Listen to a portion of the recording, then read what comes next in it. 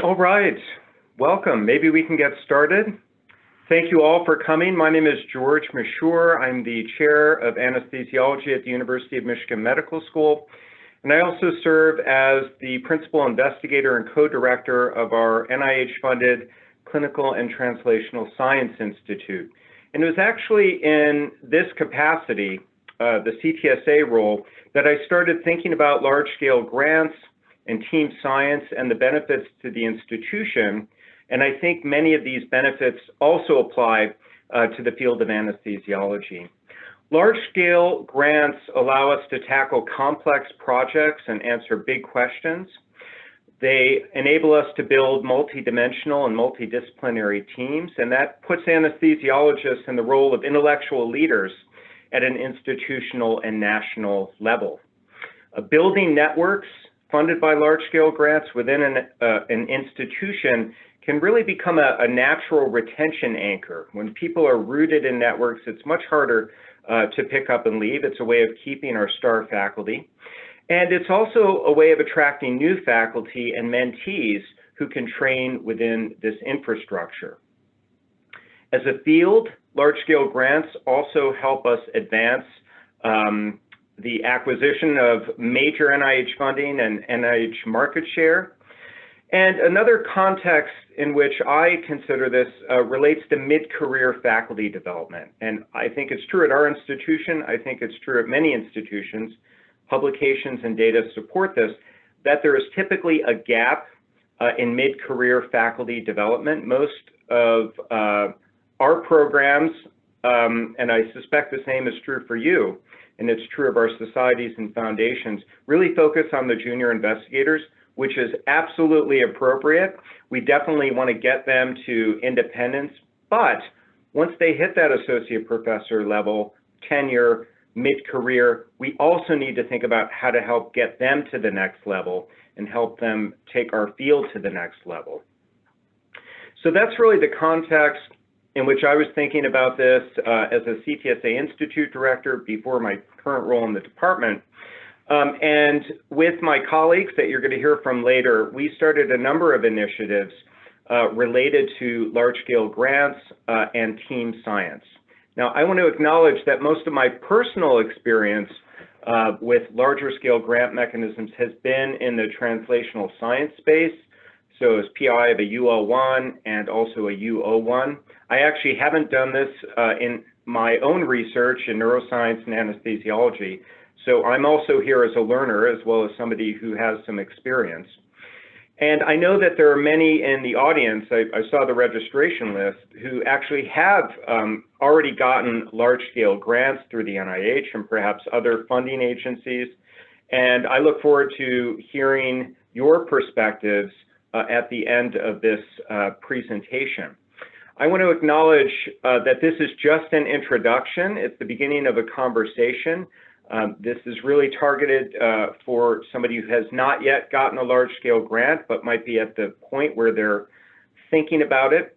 So it's the beginning of a conversation. I hope this conversation continues in the field of anesthesiology, because I think we should imagine a future in which this is part of our culture. We have a culture of going for these grants in academic anesthesiology departments, a culture of our mid-career faculty taking it to the next level from an R01 to a U or a P or some other mechanism, where we have role models and exemplars within departments, where we have templates for large-scale grants and templates that we can share with other departments and work collaboratively, where we have anesthesiologists who are leading major multidisciplinary initiatives and through that leadership are better connected to NIH, better connected to national networks, where our departments have the kind of robust pre- and post-award administration that's required in order to get these complex grant applications. Just as one example, I was co-PI of our most recent CTSA grant, which was over 3,000 pages. It was an enormous task, not only to write the programmatic proposal, but just to get all of those different elements together. And we can also imagine a future in which our foundations and societies really incentivize and foster and support mid-career faculty, trying to take it to the next level with larger scale grants and think about funding teams across institutions where we can collaborate instead of compete. And I think ultimately that could lead to anesthesiology having a bigger NIH market share, enabling us to make broader contributions to medicine, to society, to science in general. And I think those kinds of activities are what will secure our future as a vibrant academic specialty. So before I turn it over, I want to express gratitude. I want to express gratitude to Dr. Emily Summers, who is a faculty member at the University of Michigan Medical School. She's the faculty lead for our interdisciplinary research and team science program at our CTSA Institute. I would also like to acknowledge Dr. Beth Lapensee, who is the Director of Research Initiatives within our CTSA Institute. Emily and Beth are giving of their personal time to join us today and to help the field of anesthesiology start thinking perhaps more systematically about large-scale grants. And if I could just have the next slide, please. I also want to acknowledge FAER, the Foundation for Anesthesia Education and Research. Like many on this call, I'm sure I've been a beneficiary of FAER funding early on and had the pleasure and privilege of serving on the board of directors for several years. And it's really through FAER that we have the Academy of Research Mentors in Anesthesiology, who were gracious enough to host us today. The Academy was established in 2004 as a way to recognize individuals who, through their activities as mentors, have contributed to the development and advancement of academic anesthesiology. Members of the Academy work to develop a more qualified, competent, and funded anesthesiology workforce, investigators, educators, as well as promote the growth in number and quality of academic anesthesiology departments. And I think today's talk certainly is very much aligned with the Academy's mission. Next slide, please. I'd also like to acknowledge the Michigan Institute for Clinical and Health Research, which I co-direct with my colleague, Dr. Julie Lumeng. This is funded through the NIH and the CTSA program through the National Center for Advancing Translational Sciences, or NCATS. Mashour was founded in 2006, received the first CTSA award in 2007, our most recent grant in 2017, which I was the PI of, and now we are awaiting our score on our most recent submission last December. And importantly, we are working together as a consortium to try to accelerate foundational discoveries to improved health. Another reason why I have this slide up is so you can see this map, and as I'm sure many of you already know, many of your institutions have CTSA institutes that sponsor team science activities and could be very powerful partners to you as you take this forward for your departments. Next slide. And with that, I will turn it over to Dr. Summers and Dr. Lapensee. I want to thank all of you for joining us today. I would ask that you hold your questions until the end of the presentation, just so we can be more organized. And there is a Q&A box where you can submit your questions. So thank you very much. Emily and Beth, thank you again, and I will turn it over to you.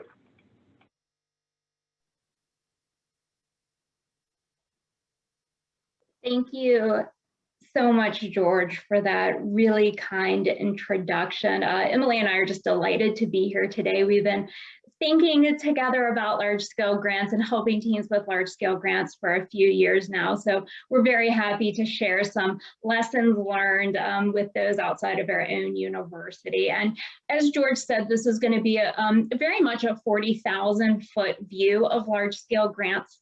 Today, we really just want to give you an introduction to them and help you think about whether these are right for you, whether in the moment or in the future. Next slide, please. So George gave us a really fantastic introduction to large-scale grants, and so I'm just going to reiterate a few of those points that he made on this slide. So when we think broadly about large-scale grants, there are these applications that involve teams of investigators who are often working across disciplines to address very complex and very compelling research problems. These grants are comprised of integrated and strategic configurations of project and scientific core activities that are going to synergize around this compelling research theme. The research strengths and infrastructure at your own university, particularly as they can be leveraged to support an overall research vision, are going to be critical to informing the structure of your own large-scale grant. And as George mentioned, these grants are ideal for mid-career faculty who have been successful in securing independent grants and now want to engage other researchers in large team-based efforts. That said, it really is also a great way to foster the careers of early career faculty by involving them in the various project and core activities, and even have them serving in leadership roles where it makes sense. Next slide, please. There are many benefits to securing large-scale grants, specifically as it relates to the principal investigator and the research team. It's a great opportunity to expand your scientific network. You have all undoubtedly experienced new ideas being sparked through conversations with your colleagues. And so when we think about tackling these multidimensional research problems, there's a lot of genuine and rich and deep conversations that are going to need to happen among those who are embedded in different disciplines. So even the process of developing and conceptualizing and submitting a large-scale grant can foster new and really often long-standing relationships. There's also a shift in the funding climate at federal agencies. They're really recognizing that addressing complex problems is going to require a team science approach. So we're seeing that funding agencies are releasing more calls for applications or solicitations that are seeking coordinated team efforts for addressing intractable problems. And large-scale grants are also a great way for PIs to build their leadership skills and to become competitive for additional high-level administrative roles. Large-scale grants also provide benefit to your home institution. The establishment of centers and institutes that bring together diverse faculty under a shared research mission can be a very appealing recruitment tool. And as George mentioned, also really critical for retention of faculty. In addition, certain large-scale grants are structured to create shared resources and facilities that can be used by independently funded faculty across the university who are addressing common research problems. And finally, some large-scale grants require embedded pilot grant opportunities or educational opportunities that are then made broadly available to the research community. Next slide, please. We just wanted to spend a few minutes highlighting some of the characteristics that are going to make a large-scale grant competitive under peer review. First thing to think about is you must articulate the value-added benefits of a coordinated research effort, and you're going to need to present an integrated research team vision. Large-scale grants are premier investments by funding agencies, and they need to be convinced that the outcomes produced from the proposed effort are going to yield results that would not be achieved by all of the individuals on the team having their own RO1s. The PI of the grant must also have established track records of both funding and publication in the field of study. Often this person is going to already be seen as the de facto leader of existing research partnerships, but when there is more than one obvious choice, you can certainly pursue a multi-PI application, and this is a structure that we typically recommend at Mashour, and Emily's going to speak to this a little bit more in a few slides. Each member of the team must have specific expertise that they're going to be contributing to the grant, and their proposed contributions should be very clearly defined as it relates to both the goals of the solicitation and, of course, the research that you're proposing in the application. Finally, there must be a history of partnership among the investigators on the team, and this can happen through collaborative publications or grants. Reviewers are going to want to feel confident that if they do fund the grant, that implementation should proceed fairly smoothly because the team does have a history of working together. And reviewers are also really great at identifying those so-called marriages of convenience in which disconnected faculty are added to grants just to meet the requirements of the solicitation or call for applications. Next slide, please. So we wanted to just show on this slide a flavor of the types of large-scale grants that are at NIH. And these commonly fall under the categories of P and U series mechanisms. And what is shown here is far from a comprehensive list of U's and P's. And these mechanisms come in many shapes and sizes, with some more complex in structure and larger in budget than others. And in a few slides, Emily's going to give us an example of a more complicated structure of a large-scale grant. And these are the ones that we find need a lot more help in kind of the conceptualization and development and submission phases. Some of these large-scale grants are going to be released as program announcements, and so they're active for about 3 years. And others are going to be released as requests for applications, meaning they're usually going to have a single submission date, and they're sometimes going to have a very quick turnaround from release of the solicitation to the actual deadline. One important characteristic of the U grants is that they are cooperative agreements. So they are primarily used to support high priority research areas that are going to require substantial involvement from NIH program or scientific staff.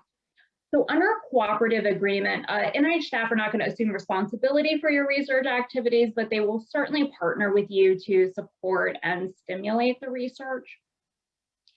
We also want to recognize that U and P grants are also offered through other HHS agencies, including the CDC, AHRQ, and the FDA. And there are also other federal funding agencies that are going to be offering large team-based grants. Next slide, please. I also want to make note that large-scale grant mechanisms evolve at NIH, and the National Institute for General Medical Sciences is a great example. In the last few years, they have eliminated their PO1 mechanism and replaced it with what's called a collaborative program grant for multidisciplinary teams, which they've housed under an RM1. And much like U's and P's, the intent of the RM1 is to support the pursuit of high impact and complex research that requires team-based efforts. What's kind of unique and interesting about the RM1 is that it does require the involvement of 3 to 6 PIs. And there's also the expectation that applicants include a comprehensive team management plan. And this is much, much broader in scope than what we think about as the traditional multi-PI plan. And there are other institutes and centers at NIH that have adopted and modified based on their own priorities and needs the RM1 mechanism to support team science. Next slide, please. Okay, so I'll take it over for a few slides.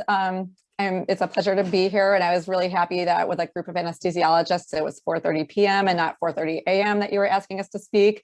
So, and I'll just reiterate that the overview that we're giving, we're trying to be fairly succinct, but we'll have plenty of time for questions.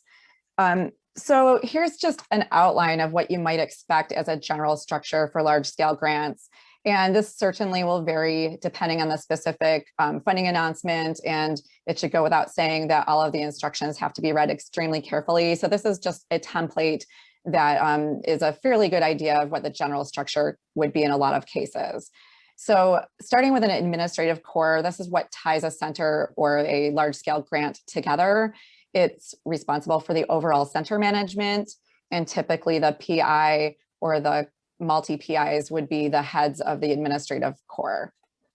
The next section here would be the projects, and these you can kind of think of as individual R01 type of projects that have a theme that is in common between them. So again, the idea is that there would be some synergy between these projects and that they would function better in the context of a large grant like this rather than as solely single funded R01s. So there's a little bit of an art to the decision in terms of how many projects sometimes you would use. A lot of common perception is that you can have either 3 or 4 projects for a lot of these grants that you would submit. The general advice that we typically give, in most cases, the 3 project structure works well. And even though the funding amounts can seem like a lot for these grants, when you start breaking down the total funding amount with all of the structure and all of the individual projects, it's not really as much money as you might think. So what that means is that if you were to propose 4 projects as opposed to 3, you're allocating that same amount of money across the 4 projects rather than 3. So it might limit you in that way. Also, at the decision time, if you do have the fortune to be funded, it has been, there is some precedent that the decision can be made that there are 3 strong projects which will get funded, whereas the 4th might be weaker and not funded, and that would most likely be taken out of the total dollar amount that you've proposed. So again, you have to read the FOA very carefully, but the actual, there is a little bit of art to it, so it makes sense to consult with others who have run these sorts of grants if there are decisions about the structure to be made. Likewise, a lot of times you have scientific cores, about 3 cores in general, and these provide the resources to accomplish the aims or projects of the projects or center. So the common idea would be that each scientific core should support at least 2 of the research projects. So you don't want a core that's only relevant to one of the projects. And some examples, there's a lot of diversity in what might be proposed depending on the project, but some examples might be an implementation and dissemination core, which might even be a requirement for certain center grants. You might have something like a statistics core or a phenotyping core. This is extremely variable depending on the type of program that you're proposing. And then the last section that's common would be to include a couple of programs, such as a research and education program or a pilot grants program. And again, this may vary, but these are ways to, which is one of the nice things about these would be opportunities to draw in some of the more early career faculty that might be participants in grants and to provide some educational programming that you wouldn't otherwise have the resources to do. And just one last note about the multi-PI structure. Beth mentioned that we do encourage that. I think this is for a number of reasons.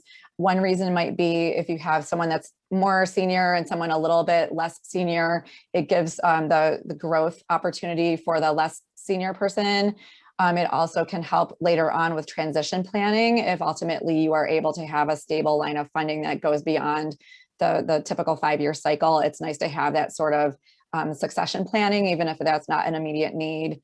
And another reason is just to not put all of your eggs in one basket.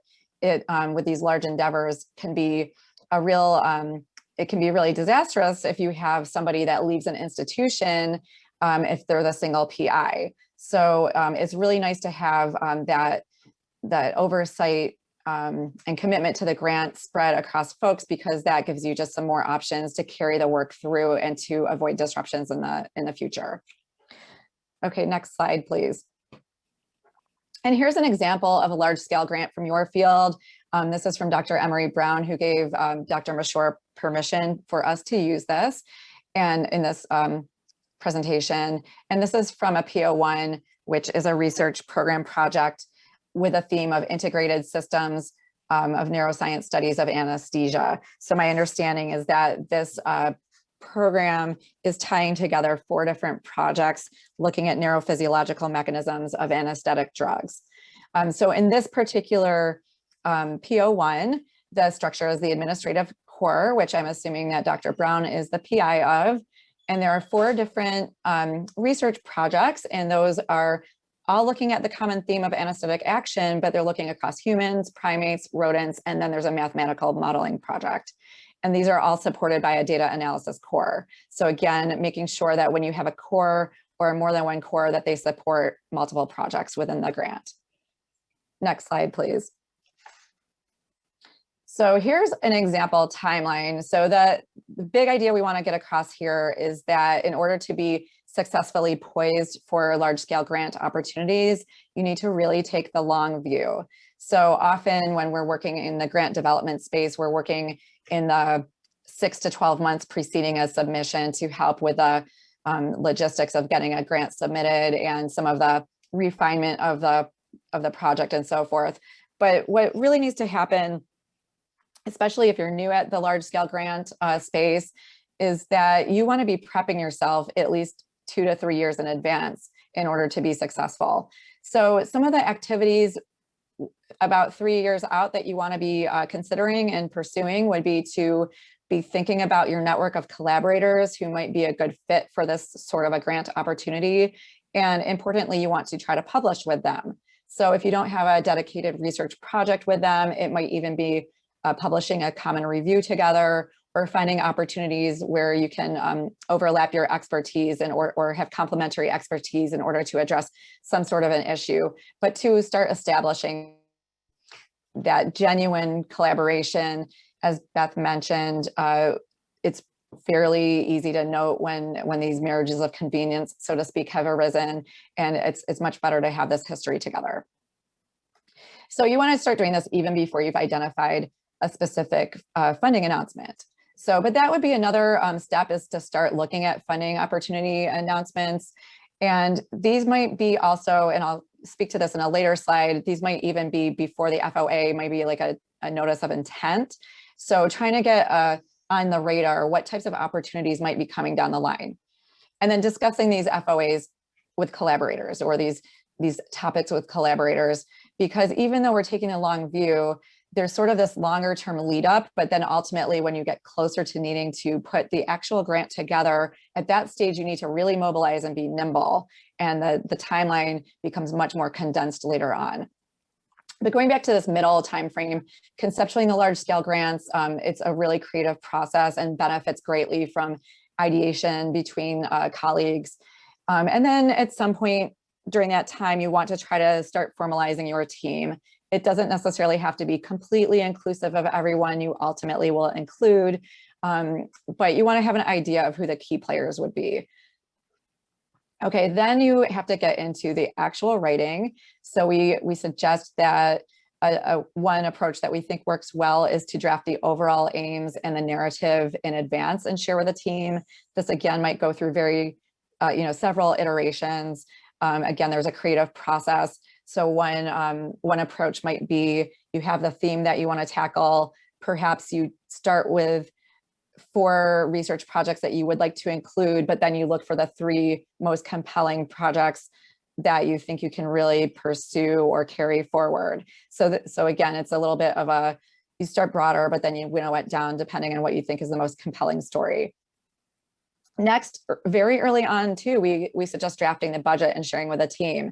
So this goes back to the idea of, even though the total dollar amount might seem huge, when you start actually having to come out with a budget, it gets eaten away very quickly, much more quickly than you might think. And what you want to avoid is having all of the various potential players think they'll be getting a larger share than ultimately would be feasible, and having to have more difficult conversations later on the line. So I think the idea here would be to start coming up with some big picture numbers before making any commitments to the team, and being transparent about the fact that you need to be making adjustments when you look at the overall picture altogether.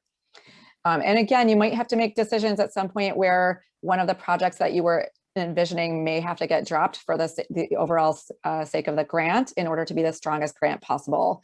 And in those situations, as much as you can manage expectations ahead of that decision, the better. And there may also be opportunities to perhaps turn something into a pilot grant, or have something that you could support some funding once the large scale grant is funded, perhaps having some of the pilot funds going towards one of these ideas to carry that forward. And then when you're in the 6 to 12 month time frame before the grant submission, it becomes a little bit more of a traditional grantsmanship type of enterprise. Again, just because of the large nature and the fitting together of all the pieces, we want to make sure that you have ample opportunity to read everything together, so there's a common voice, that none of the projects have conflicting information with the others, And again, that you're utilizing the cores in a way that makes it clear that multiple projects are benefiting. And then finally is your submission. Next slide, please. So one of the ways that we endorse for trying to get a sense of what funding opportunities might be coming in the future would be to, just keep your ear to the ground, talk to colleagues. But in terms of the NIH website, it's useful to look for notices of intent to publish. And the website is given here to do this. It's very easy to navigate. On this example, you can see in the search bar, just putting the term notice of intent to publish, and you'll come up with different opportunities this way. And you can set all kinds of filters here. And so it's pretty straightforward, but something that it's a nice reminder to maybe every month or every few months to take a look at the site to see what's happening. Next slide, please. Similarly, it's very useful to listen into public sessions of council meetings or to gather information that is publicly available following council meetings. So one mechanism to do this is that grantees from the various institutes are invited via email to listen to open session portions of the council meetings. And at this point, you can hear from the director and council members about program priorities, including upcoming FOAs. So there's a lot of informal information that's shared, as well as specific ideas that relate to upcoming opportunities. And faculty who do not currently have NIH funding, if you're not on these email lists, you should be proactive about asking your mentors or colleagues to share these with you. And this also goes with a culture that George was mentioning, to have a culture built in of collaboration rather than competition, and building in ways that departments can support their faculty to help spread the message and useful information like this around to some of the more early or mid-career stage faculty who don't have all of these direct connections with the council yet. Next slide, please.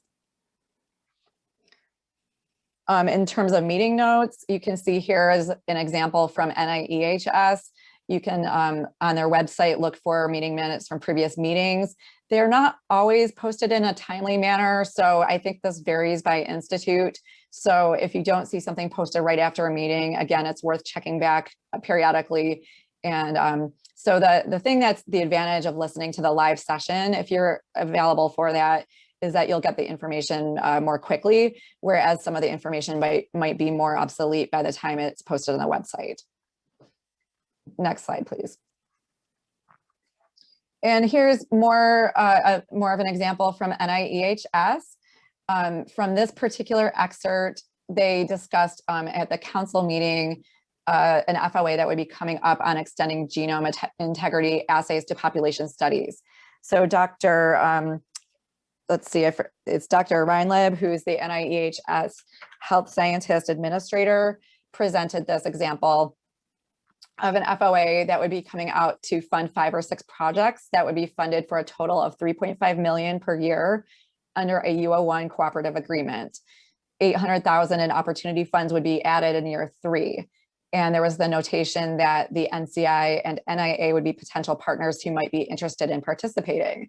Also in the smaller text, it indicates that they would be looking to fund collaborations between basic scientists and epidemiologists. So this excerpt from the council meeting notes is an example of not only giving you the idea of the topic that's coming up, but is preparing you to understand that the collaboration between basic scientists and epidemiologists will be part of this, and to start getting these collaborations and connections established and pushing those forward and thinking together.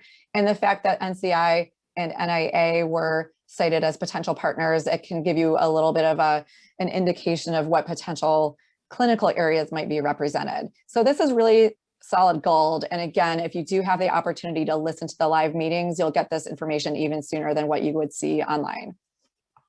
Next slide, please. Okay, actually, I did have one other thing I wanted to mention on the last slide, if we could go back to that. So the funding opportunities, when they do come out, to give you an idea of when the FOA is published, the typical timeline might be something like the funding, the intent to publish might be coming out 3 months between that and the actual publication of an FOA. And then an FOA might be only about 3 months or so before the actual submission. So I wanted to drive home the point again that you really need to be nimble when some of these FOAs are actually ready and live, because then the turnaround time can be very, very short.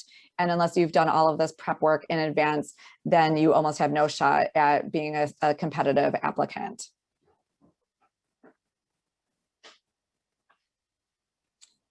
Okay, next slide, please. And I think I was going to turn this over to Beth at this point. Yeah, so we just wanted to share with you some of the resources that we typically direct faculty to who are thinking about large-scale grant development.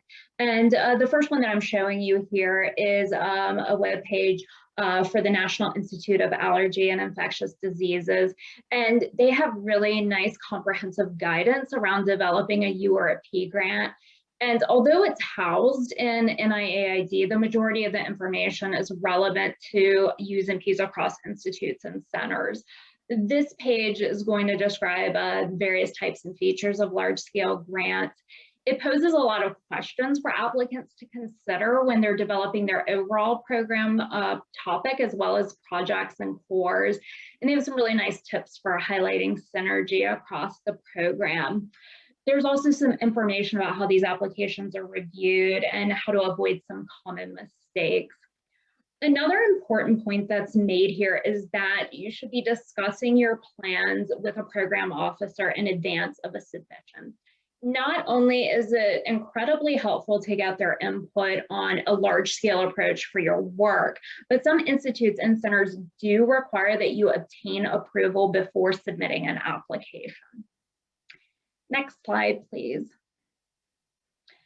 I want to shift just a little bit to thinking about and talking about team science. And we often think about team science as this thing that happens after a grant is funded. And it's a really common misconception. It's really important to consider that team science activities should be occurring well before and during the grant development process. And just as a few examples, leaders of large-scale grants, they have to be skilled at developing and articulating research visions, at managing team dynamics during the writing process, including holding your peers and your colleagues accountable for what they said they would do and contribute. PIs must effectively communicate across disciplines and communicate on a consistent basis to members of their teams.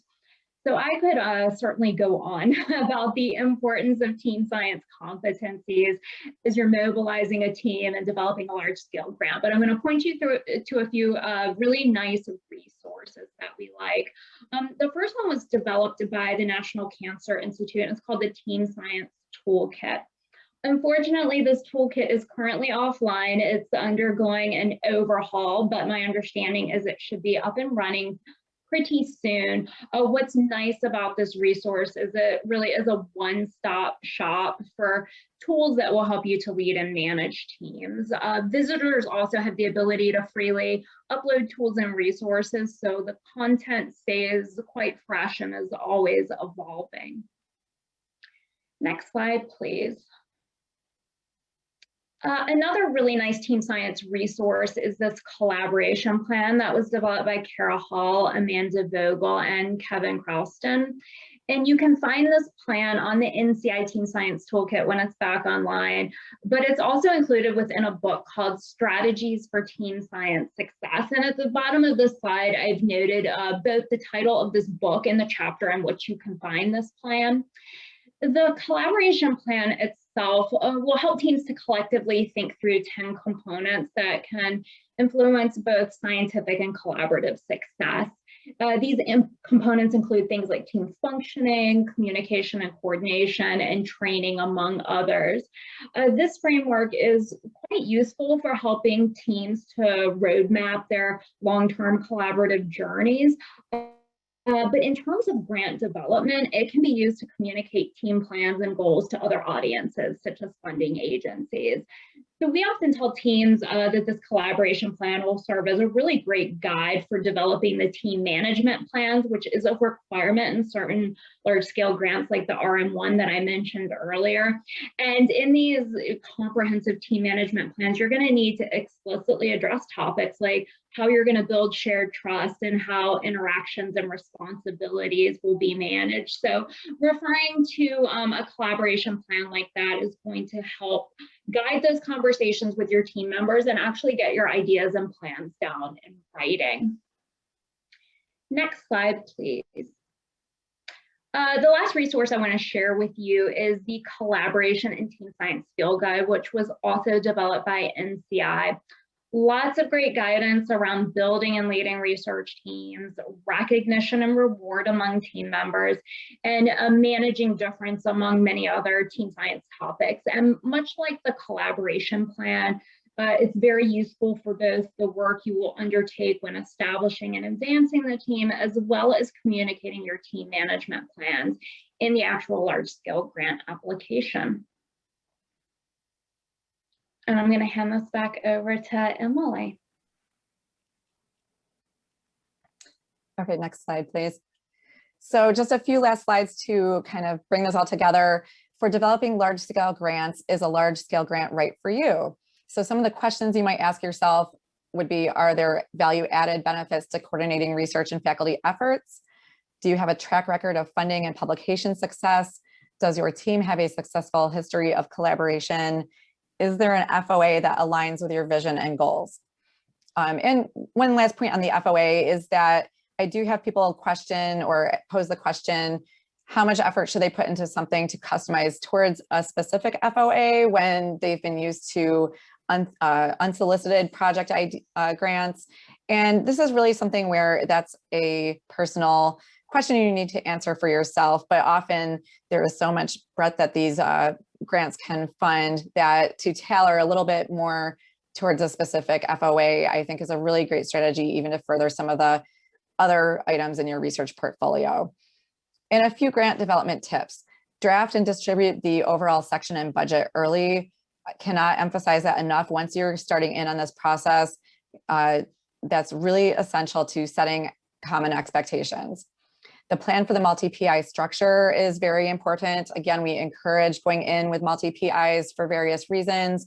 You do have to write a plan that supports how you will execute the multi-PI strategy. And this is something that should not just be phoned in at the last minute when you're thinking of this as an afterthought. It does require some thoughtfulness. And again, if you do have resources like at your CTSA or other institutional research offices, often there are some templates you can build from, but I just want to put that it's something that might be thought of as an afterthought, but really needs to be, in our mind, addressed from the beginning. Making time for team communication and writing is essential. And this also gets back to this idea of you're going to have an overall narrative with the grant, which hopefully that will be gelled early on in the process, so everyone has a really good idea of the common goal that you're working towards. Otherwise, you might end up, we've been in situations where we've consulted with teams where you might have 3 to 4 research projects being written completely in silos, and then everyone comes together, everyone has different ideas, and they really don't fit well, and you have to do a lot of rewriting. So making the time for effective communication and writing ultimately saves a lot of headaches in the long run. Next slide, please. Can we get the next slide? Okay. So for challenges, there's a huge administrative burden. There's no denying that. If you are in a unit that is not accustomed to submitting some of these larger types of grants, if there are other resources you can seek at your institution, that would be beneficial. Having seasoned grants and contracts personnel to work through all of these issues, including the budgets, which all have to tie in together, often have subcontracts and are more complicated than your average budget. Having a skilled staff is really going to make your job go a lot more smoothly. Grant conceptualization and strategy, of course, can be challenging. There's a lot of creativity that goes into this, but also the need to reconcile diverse ideas into a common theme. Establishing a history of partnerships, as I mentioned, these need to be things that are considered well in advance of responding to an FOA. And then, as Beth so nicely described, the managing of team dynamics. Okay, next slide, please. And some of the strategies that we've used at the University of Michigan in Mashour, which houses our CTSA, would be, first of all, we noted, and with George's leadership of the CTSA, we noted that there is some gap in the large scale grant space in terms of what support we can offer when teams come to us looking to submit a grant. A few years ago when teams would come to us, it was a little bit too late in the process to be as effective as we wanted to be in setting the stage for the earlier phases of the timeline that need to be considered. So one of the big programs that Beth and I have developed with a team is to create what we call ideation sessions or research jams. And these are sort of like facilitated brainstorming sessions with a lot of interactive activities for groups that help in this early stage mobilization. So this can happen even, well before you have a team that's coalesced, and talking about like big wicked ideas, thinking through how you might support those and get teams of interested individuals together. We often keep these sessions open to all stages of career. We really encourage, even though a big grant would be likely led by a senior faculty member, we love getting the energy and the ideas from the early stage investigators too, who sometimes would be excluded from the process. So breaking down the barriers and the hierarchy, I think, is really important to having a diverse team that can ultimately provide you with your best product. And with funding, we have some grant mechanisms that are to accelerate synergy between groups, again, 1 to 2 years out from when a team would be ready to apply for funding. And we provide educational sessions to the university community as well. In terms of developing the application, that gets more to the strategy of the actual grant. So these are things that are a little bit more closely aligned with the traditional grants and research development services that Mashour has offered in the past, but strategic advice, proposal management, providing specific templates and resources, and grant editing. And I think we have one more slide. So as mentioned at the beginning by George, a lot of the universities are in this network of CTSAs, and that's often a great first stop to get support and resources. If you are at an institution where either you don't have a CTSA or you're looking for additional resources and support, you can look at your research development office. Sometimes there's a grant development office or a team science program. And so every university will be different, but again, just to be thinking of the support that would be available for you before embarking on a large and complex endeavor such as this. The better the support you have, the more successful you will be. And I believe that is all we had for prepared. Yeah, so we can move on to questions. Thank you. Emily and Beth, thank you so much for that very illuminating talk. We've already had a couple of questions go back and forth. Somebody had asked about sharing the resources, and we'll find a way to get some of those public NIH documents to everybody who registered, because I do think that they're very useful. And again, this was a high-level introduction, really aimed at people who are just at the stage of developing interest in this level of grant. I do know that there are a lot of people who are on this at this meeting virtually who have a lot of experience with big grants, and if anybody has any comments there, we'd love to hear them. I don't see any questions right now. If you do have a question, please enter it into the Q&A. I do see one in chat from Dr. Z at Mass General. The question is, should we limit the PIs inside the same department, in terms of the NIH preferring PIs from different departments or different institutes or institutions? So I think the diversity and the distribution of the PI mix. Beth and Emily, do you have any comments on that based on your experience? Well, my first comment would be we love interdisciplinary teams, and having complementary expertise, I think, is preferable. So I think as long as the most important thing is that you have the right chemistry and ability to justify having 2 different PIs. So, you know, I think there's a lot that goes into the consideration. The thing that trumps everything else is having somebody that you can work well with. And then if you are in the position of having different departments or institutes within the university represented, then that adds to the breadth of the team. And I think that's always a healthy thing to do. No matter what, when you get into the structure of the research projects, you'll have a PI for each of the research projects. And definitely, again, you want complementary expertise and not completely overlapping. And I would just say to make sure you're reading the funding opportunity really carefully, because that should also inform your PI structure and what that disciplinary diversity should look like. And while it's not a requirement that, you know, individuals have to be and PIs have to be from different departments, to Emily's point, to really address complex problems now, we're going to need that interdisciplinary approach. So it's more likely that that's going to happen organically as you're pulling together the team and making it responsive to that funding opportunity. Thank you, Beth and Emily, and thanks, Dr. Z, for that question. We have a question from Dr. Boyer in terms of the transition from institutional to large-scale grants.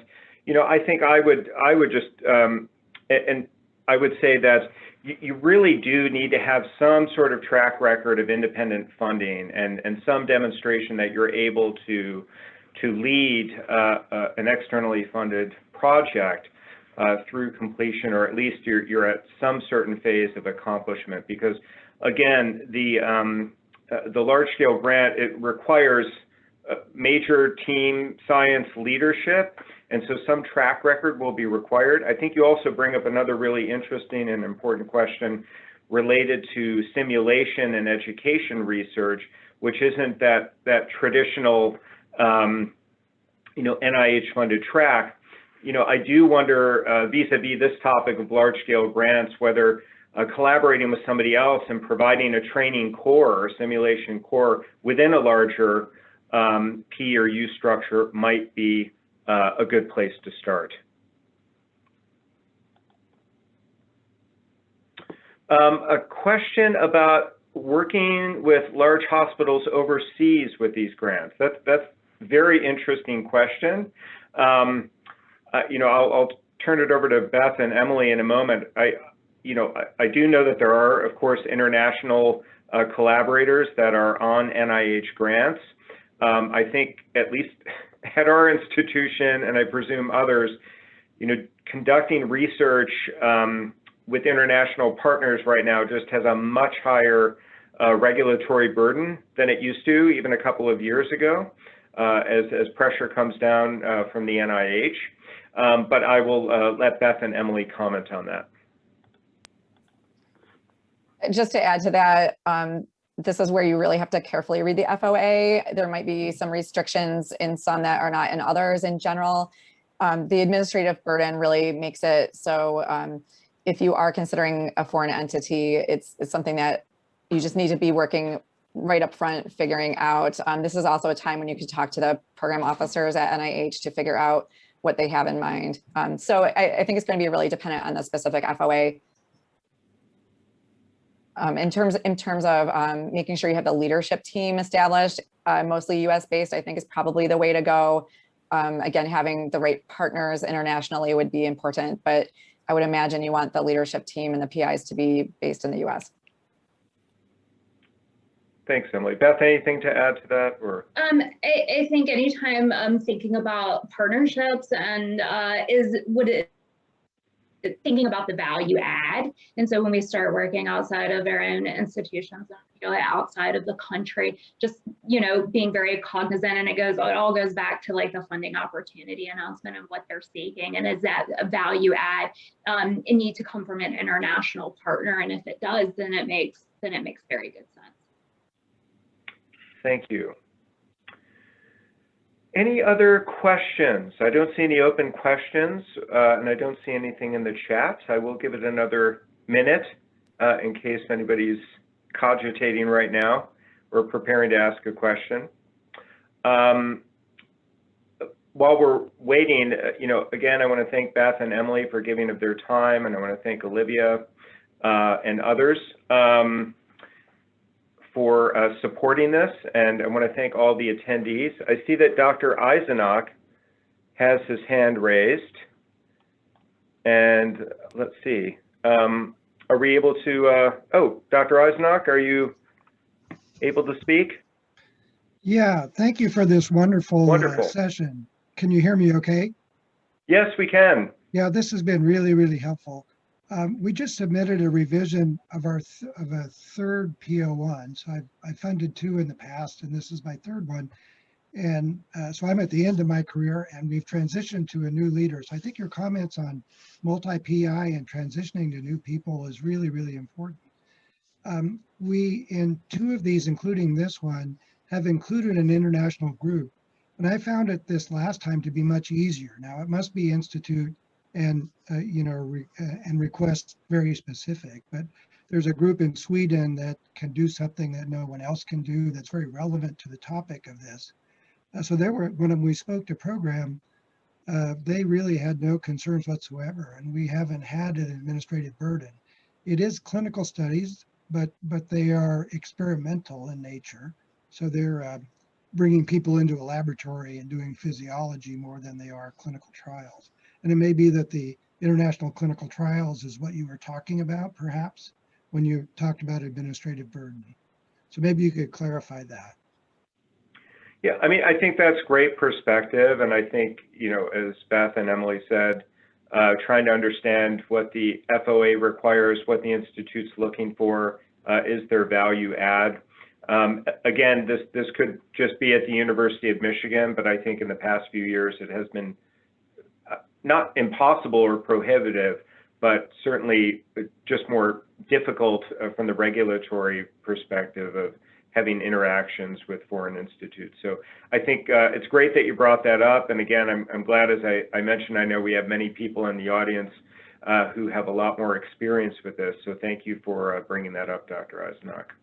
And of course, thank you for your leadership of FAER and for providing the resources through ARMA to put on this session. Any other questions or any other comments from senior leaders who have more experience with this?